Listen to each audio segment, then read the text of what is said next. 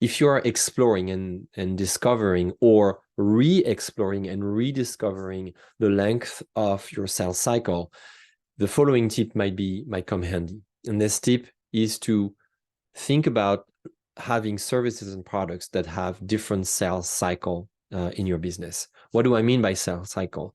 Your sales cycle is the elapsed time between the moment that a potential client is in contact with your business and is interested in your business and wants to work with you, and the moment during which this potential client becomes a client, is now becoming a paid client.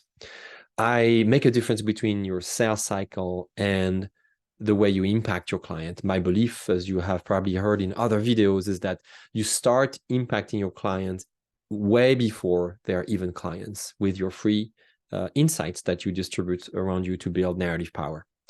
So the tip that I have for you, as mentioned there, is to diversify the services and the products that you have in your service offerings, so that you have products that maybe take more time to decide on and others that have a shorter sales cycle. Because you cannot predict, really, you cannot control the needs of your clients, but you can meet those needs at certain times. And since you cannot generate that, you cannot control that moment, you can actually not generate demand. This is a term I hear all the time. It's like, oh yeah, you can generate demand, we'll help you generate demand. It's a fallacy, it's a myth. You cannot generate demand. Your clients get to decide when is the time to buy your products and services. But what you can do, and this is where what you can control, is to intercept that demand when it is ready to move forward. And that demand may go and may emerge faster than, sometimes more quickly and sometimes more slowly, right? So that's why I talk about various sales cycles, because we recognize that people have different needs that require more or less time to see, right?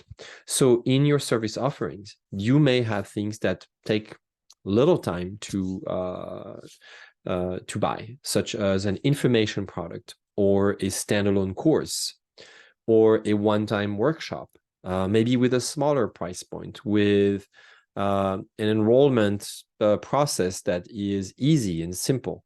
And then you may have services that require more research in, are we going to be a good fit to work together? So maybe there is a diagnostic phase, and there's a proof of concept phase, and then there's a pilot phase, and then an implementation phase. So I just gave you the typical steps for a much longer professional services, an example for a much longer professional services sales cycle.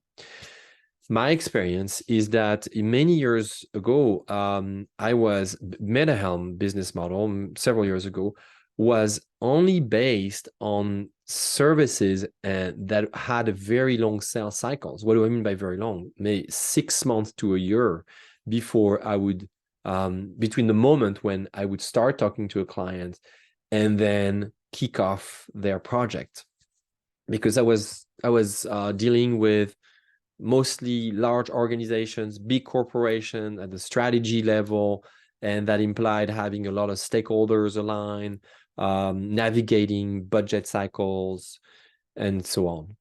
And then over time, I learned to diversify that offering, because I was hitting what we call the feast and famine cycles too hard. I had tremendous, incredible years where all my sales would move forward at the same time. I was super busy, working over 2,500 hours a year, as 50 to 60 hours a week, and then not having even time to look for work after I would have produced all of that. So I learned to diversify my offering, because I wanted to smooth out that cycle. I wanted to be more sustainable. I'm building a sustainable business that I see myself retiring with. I want that business to have an impact and create transformation and change in our business community. So I needed to change my business model. And I started introducing offers that required and had a much, much smaller sales cycles, sometimes just a matter of hours, sometimes just a few days or a couple of weeks. I remember one of my first offers back then was what is known now as the MCM Change Makers Community. We used to be called the Strategic Narrative Workshop, and way back it was just I had prototyped this workshop. And I remember I announced it and I sold about 10 seats for this workshop in 2 weeks, which was the fastest I had ever sold anything with MetaHelm. So think about your sales cycle. I say this because, so now let's talk about the client that I'm currently helping.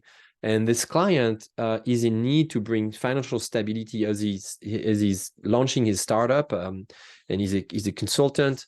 And as he's ramping up his startup, he's looking for work with clients that maybe will take, months to close. And meanwhile, he still has to pay the bills and has to feed his family and he has to invest to build that business. So my advice to him was to quickly diversify his offering and have things that he could sell more quickly. And one of the easiest, fastest thing that we often overlook is our own time, our own capacity.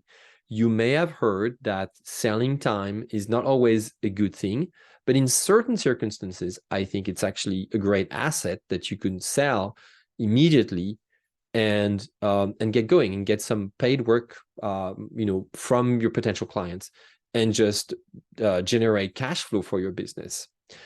And in that particular instance, the way you can frame this is by telling your prospective client and people in your network that you have extra capacity that you're willing to have a few clients benefit, and enjoy at a preferred rate. So in the way I frame this, I am talking about capacity. I am talking about extra capacity, meaning it's not your whole week, it's not your whole time, because you're still maybe dealing with other things in your business, but it gives you the leeway to position the cursor or where you want this capacity to be on a day-to-day basis. An industry that understood this principle very, very, very well is the airline industry. Airlines manage their capacity by the day, sometimes by the hour. They know all of the, they do what's called yield management. They manage the, whether they're, I'm looking for my words here, but they manage whether their flights, their airplanes are filled up or not, and they know exactly where the capacity is. And the more capacity they have, the more willing they are to discount this capacity, because they know that if they fill up the airplane a little more, that additional revenue is going to make up to pay for their fixed costs. And so that overall principle also applies in your consulting business. So with that, I hope this sparks some ideas for you to start looking for ways to build a portfolio of service offerings that enable you to see more predictability in your business and see more a flatter revenue curve as you develop this business. And again, it is by diversifying your service offering with products and services that have various sales cycle. If all of your products, the cheaper one and the more higher, more expensive one, when we call them higher ticket offer, if they all have a very fast sales cycle, very short sales cycle, then they're good for you. But typically it's more rare.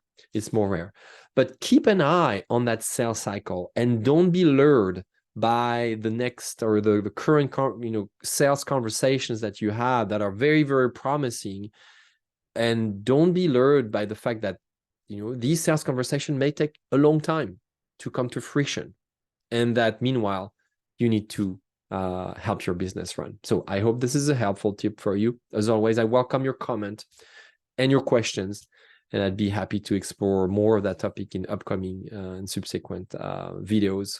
Thank you so much.